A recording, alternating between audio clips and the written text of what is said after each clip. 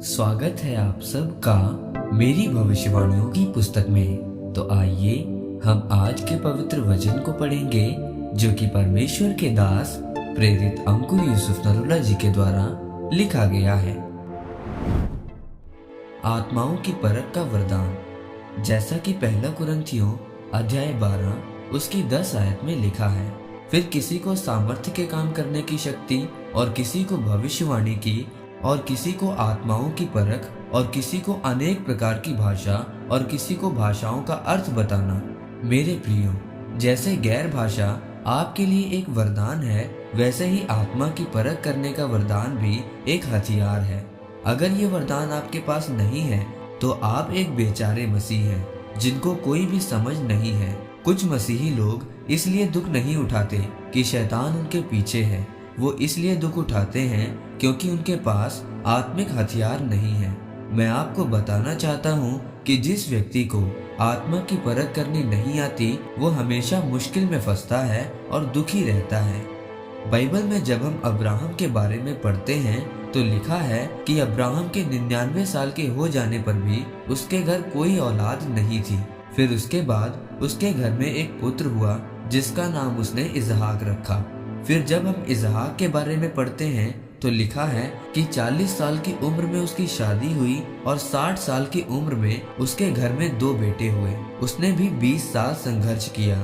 Bible बताती है कि पापी और धर्मी दोनों पर विपत्तियां आएंगी, पर धर्मी उनमें से निकल जाएगा और पापी उनमें ही फंसा रहेगा। इसहाक धर्मी और परमेश्वर की इच्छा के अनुसार चलने वाला व्यक्ति था।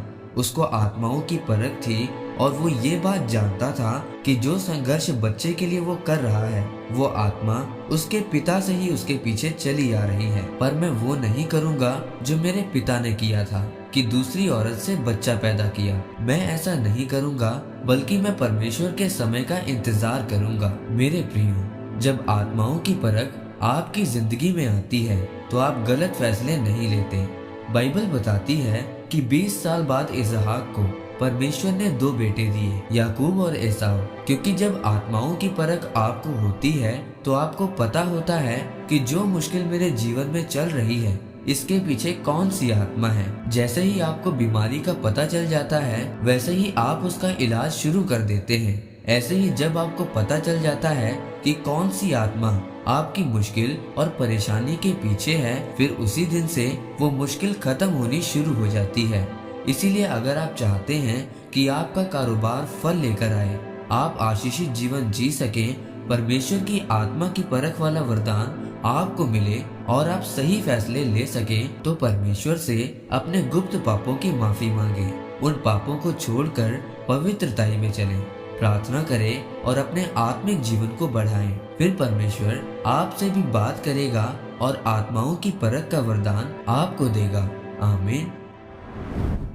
आइए परमेश्वर के दास के द्वारा की गई इस घोषणा को आप मेरे साथ एक मन होकर ग्रहण करें। सर्वशक्तिमान परमेश्वर के नाम में मैं घोषणा करता हूँ कि इन वचनों को पढ़ने और सुनने वाले लोग अपने गुप्त पापों को छोड़कर पवित्रताई में रहें और आत्माओं की परख का वरदान पाएं और आपके कामों को करें, प्रभु यीशु मसीह के नाम में। आमीन। परमेश्वर आप सबको आज के वचन के ऊपर मनन करने के द्वारा आशीषित करें। आमीन।